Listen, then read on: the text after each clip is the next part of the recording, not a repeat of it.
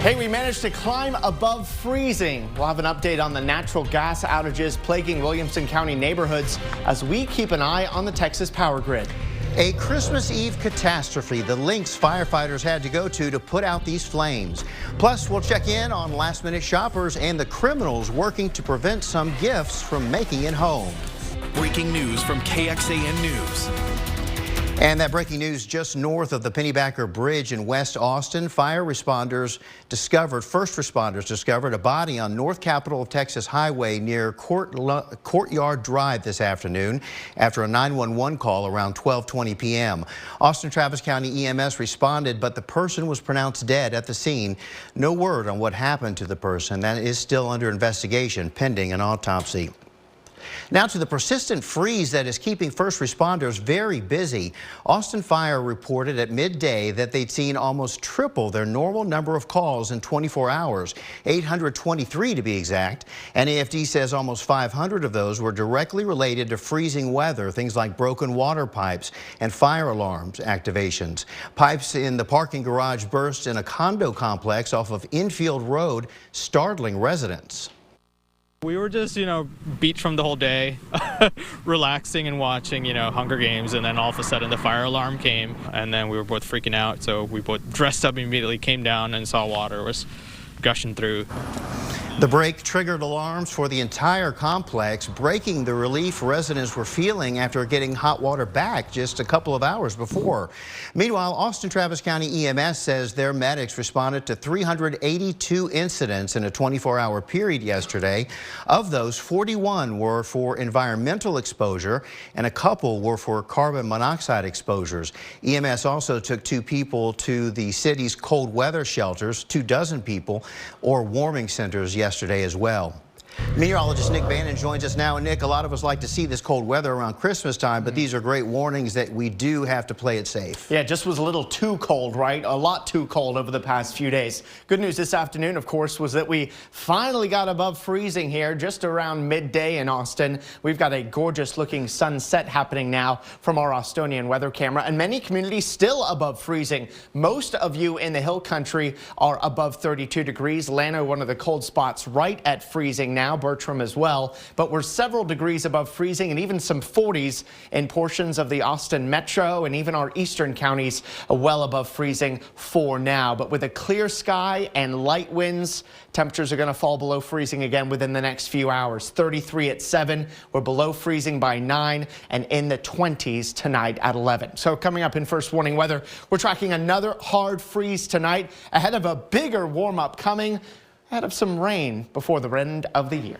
Thanks, Nick. See you in a bit. Well, after high demand left hundreds of Williamson County neighborhoods without natural gas or with low pressure, good news to report this evening. The Cedar Park and Leander mayors say Atmos Energy was able to stabilize pressure and things look back to normal today. Atmos asked customers to conserve yesterday due to extreme temperatures and high usage, but did not fully explain the outages in response to our questions. Meanwhile, the state's electric grid is holding up amid peak demand. The Electric Reliability Council of Texas, which operates the grid, saw a new winter record for demand yesterday morning. And our content partners at the Texas Tribune report today, the U.S. Department of Energy gave ERCOT permission to exceed federal air quality restrictions to ensure enough power through Christmas morning. But plants would only be able to surpass the limits if ERCOT issues a level 2 or higher emergency alert. That would include asking residents to conserve and interrupting power to some large industrial customers. We've got an easy way for you to check up the Texas power grid conditions at KXAN.com. This report has a link to ERCOT's grid and market conditions tools, including a fuel mix dashboard that it added this month. That shows what sources are providing power in real time. You can also gauge supply versus demand. The grid conditions meter is color-coded to show the level of strain and when they're asking you to conserve. Green, for example, is normal. If this turns yellow, they'll request conservation, and we don't want to see red. That's the level 2 that we mentioned earlier, and black would be the worst when ERCOT would start controlled outages. Some people trying to stay warm unfortunately paid a big price this Christmas Eve. Travis County officials tell us improper use of heating equipment is what caused this house fire. 2 people were hurt and taken to the hospital. The fire happened this afternoon on Ann Showers Drive in East Travis County. Firefighters say it took roughly 1,400 feet of hose line to fight the powerful fire. Despite their effort, the flames destroyed 85% of the home. This was a lack of communication between me and my girlfriend, so figured it out though. So whatever the reason, no judgment here. We've all been there, last-minute shopping on Christmas Eve.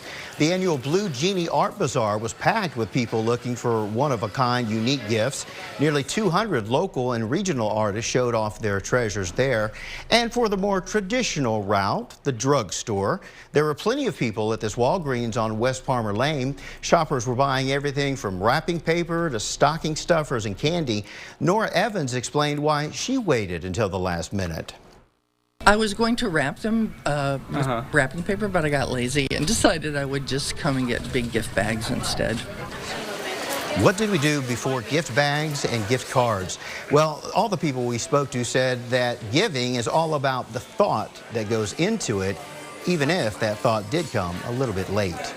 If you're a last-minute holiday shopper, police want you to remember that this time of year there are smash and grab crimes that we see spiking. Take a look at this Facebook post from the Cedar Park Police Department. It's a list that states things that you should leave in your car. It's a bit of a parody, of course, because the phrase "nothing of value" is listed multiple times. While it's generating some laughs, police say criminals who target gifts left in the car can be hard to catch. Smashing windows, grabbing things out and running. And when they do that, it doesn't leave fingerprints. So it makes it harder for us to find who did it. Cedar Park police say thefts like these are most common in shopping centers and apartment complex parking lots. Well, we are tracking Santa tonight with a little help from the NORAD. Stick around for his latest sighting. And the Longhorns are already in San Antonio, but missing a few key players. How they'll spend Christmas preparing for next week's Alamo Bowl. That's coming up in sports.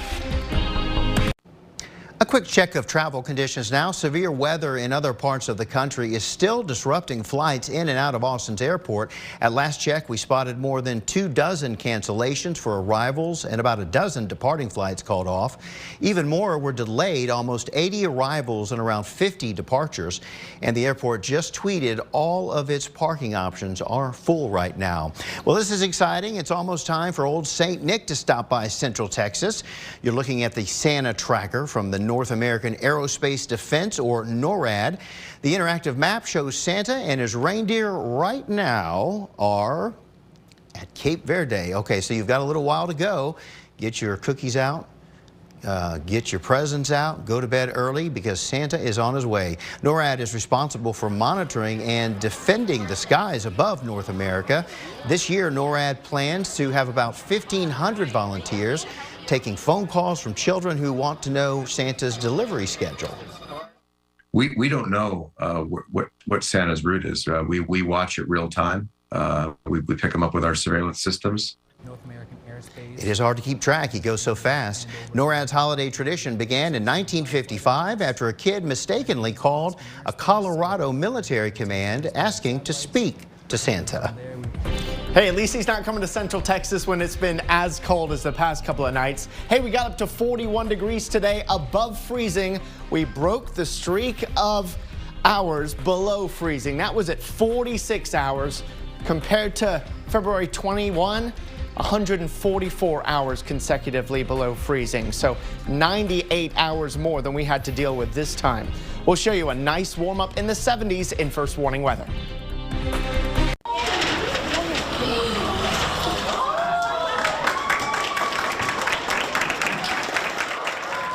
And look at that. A Lubbock Middle School student got an early Christmas gift she'll never forget.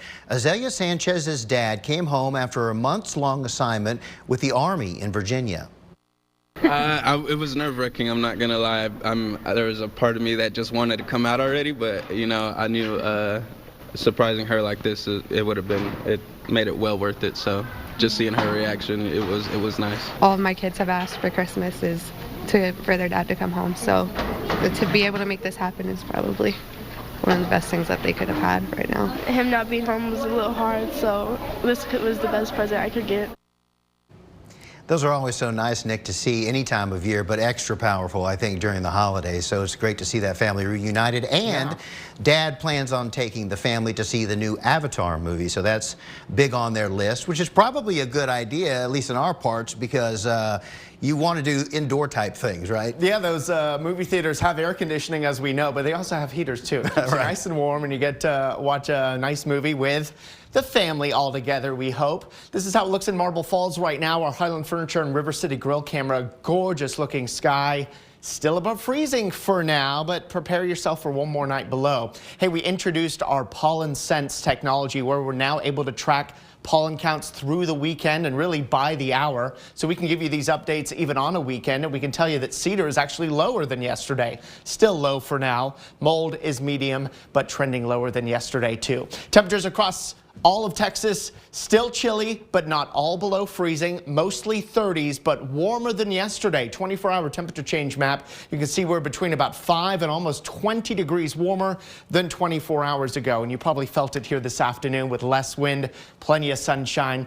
Air didn't feel so bad. This is where the temperatures are right now, middle and lower 30s. But given another couple hours or so, we should be below freezing. We expect in Austin by 9, and then we spend most of the night in the 20s. So another hard freeze expected as we get down to 21 degrees tomorrow morning. So one more night of a hard freeze warning for most of the area. This continues until 10 o'clock tomorrow morning.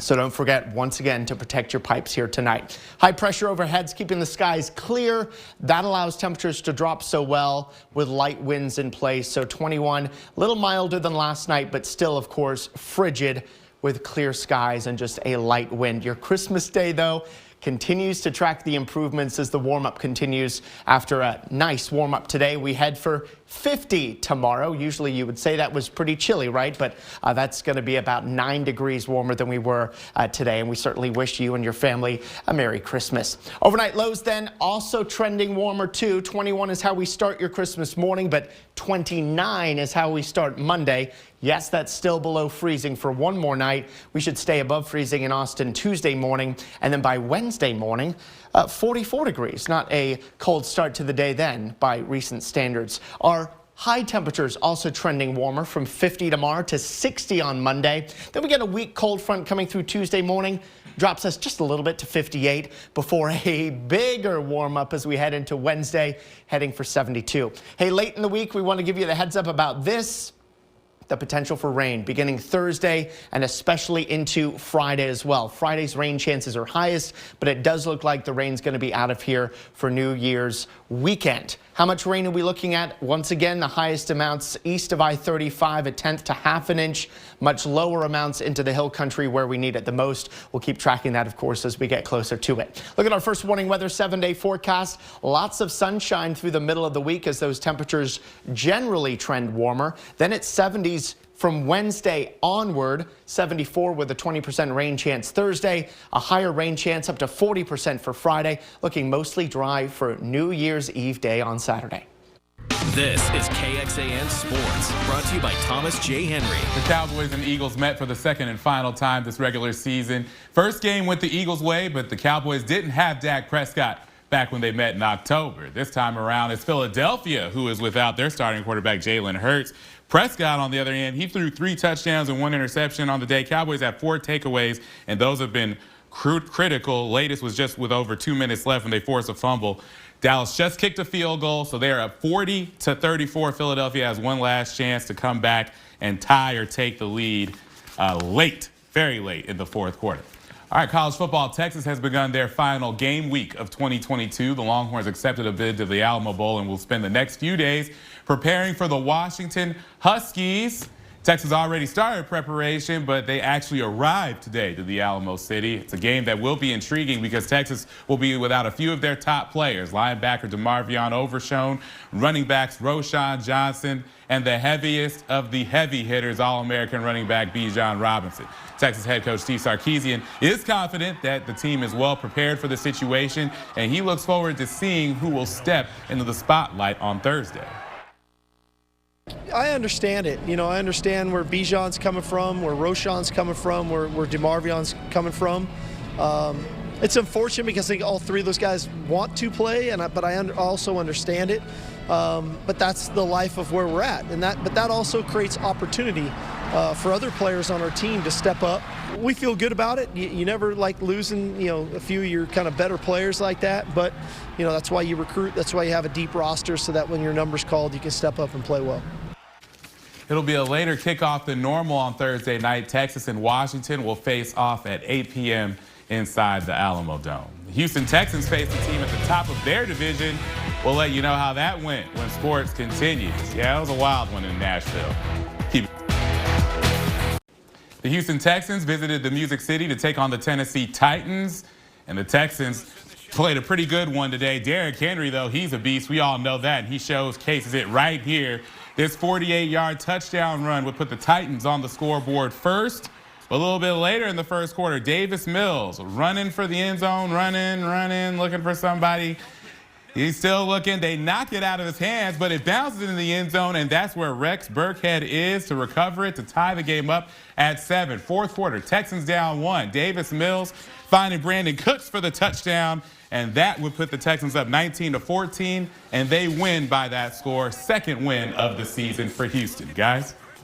Thanks, Jonathan. Nick is back with us for one final look at what Christmas Day is going to look like. Yeah, and it'll start cold, so if you've got early morning plans or you're getting up to start cooking, it will be frigid outside. With 20s, we expect at 8, but sunshine throughout, 43 at noon and 50 at 4. It's hardly patio weather unless you have those outside space heaters. Then we're up to 60 here Monday, 58 Tuesday, a little dip there. Then we're up to 70s beginning Wednesday. Rain showers becoming increasingly likely as we wrap up the week with low to mid 70s, but should be drying out as we head into New Year's weekend. So ending the year drier, and we could really use the rain. Hopefully we get it early next year. All right, thanks, Nick, and thank you for watching on this Christmas Eve. Hope to see you back here at 10. If not, have a great Christmas.